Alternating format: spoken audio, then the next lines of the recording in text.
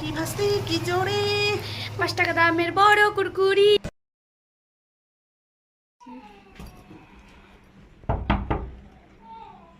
কি ব্যাপার, খুলছে না কেন? কি যে করছে, এখনো খুলছেই না ভগবান।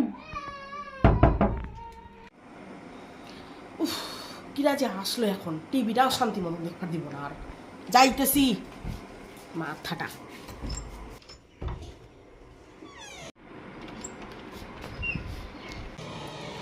ও তুই আইসা, আয়।